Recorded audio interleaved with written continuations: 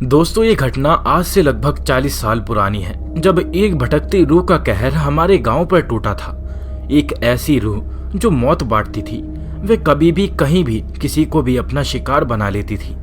इतने साल बीत जाने के बाद भी उस घटना को याद करके आज भी हम सिहर जाते हैं।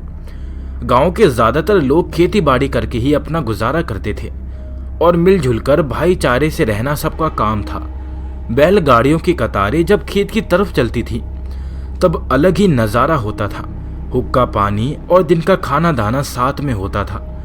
महिलाएं घाघरा और कुर्ती पहनती थीं, जबकि पुरुष धोती कुर्ता और सिर पर पगड़ी बांधते थे, जिसको खावड़ा भी कहते हैं। सब कुछ ठीक ठाक चल रहा था।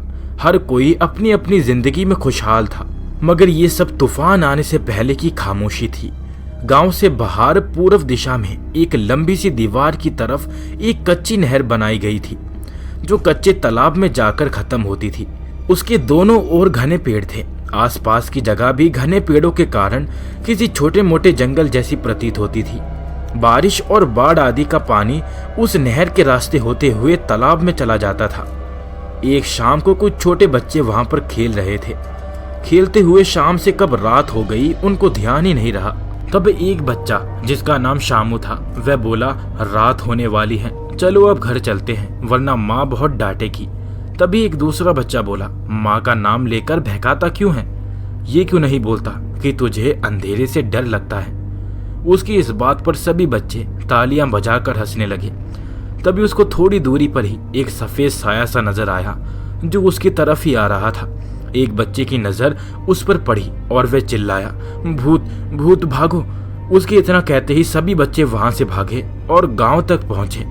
जिस बच्चे ने वहां साया देखा था, उसने घर पहुंचते ही डरते हुए अपनी माँ को बताया कि उसने भूत देखा है। मगर माँ ने बच्चा समझकर उसकी बातों पर कोई ध्यान नहीं दिया और अपने काम में लगी रही।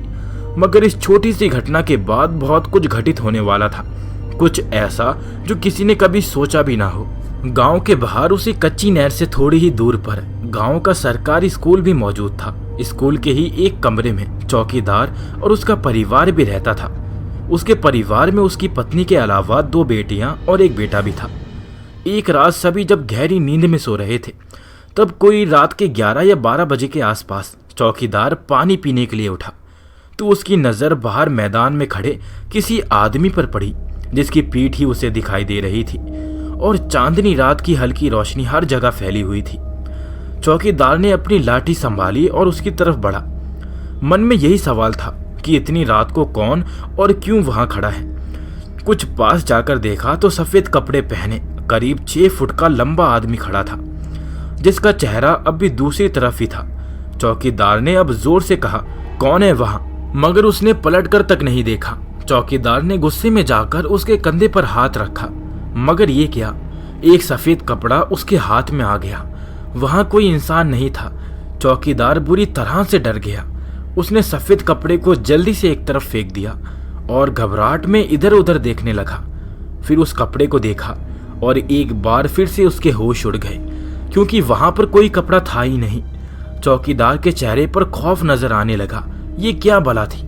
वह वापस अपने कमरे की ओर भाग लिया। सुबह तक डर की वजह से उसका जिस्म बुखार से तप रहा था।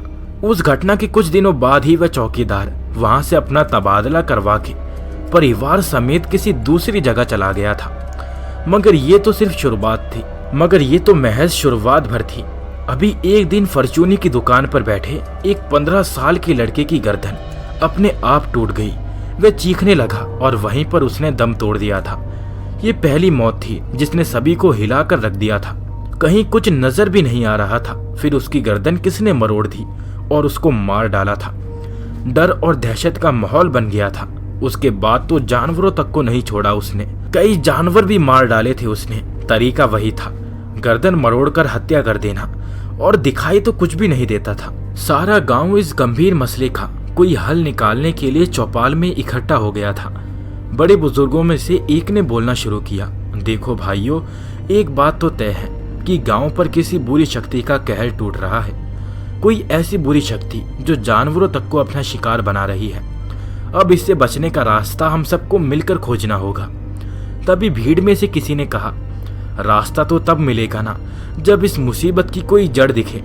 एक दूसरे बुजुर्ग ने बोला, एक संत है जो हमको इस मुसीबत से बचा सकते हैं। सभी ने उस बुजुर्ग की ओर आशा भरी आंखों से देखा और उसने फिर से कहना शुरू किया, वह एक ऐसे संत हैं जिनको रुपयों पैसों का कोई मोल नहीं है, भिक्षा भी नहीं मांगते हैं। वे अगर कोई उनकी कुटिया पर कुछ दे जाए तो खा लेते हैं, वरना भूखे प्यासे ही तपस्या करते रहते हैं। सर्दी गर्मी या बरसात कैसा भी मौसम हो, कपड़ों के नाम पर उनके तन पर मात्र एक लाल लंगोटी रहती है। बड़े बड़े भूत प्रेत और जिन उनके सामने रहम की भीख मांगते नजर आते हैं। उस बुजुर्ग के मुंह से किसी साधु की इतनी प्रशंसा सुन के बहुत से आदमी एक साथ बोल उठे, हमें बताइए कि कौन है वह महान हस्ती, वही इस दुष्ट आत्मा से हम सबको और इस गांव को बचा सकते हैं। बुजुर्ग के मुंह से निकला, परम तस्वी महाराज।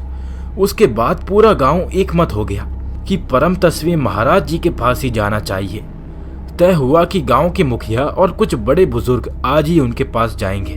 गांव से 3 या 4 किलोमीटर की दूरी पर ही उनकी एक छोटी सी कुटिया एक जंगल के बीचों बीच बनी हुई थी। पास में एक छोटा सा कच्चा तालाब था जिसमें साफ सुथरा और अच्छा पानी भरा रहता था। जब मुखिया और कुछ और लोग उनके पास पहुंचे तब वे धुनी के सामने आंखें बंद किए ध्यान में मगन बैठे थे।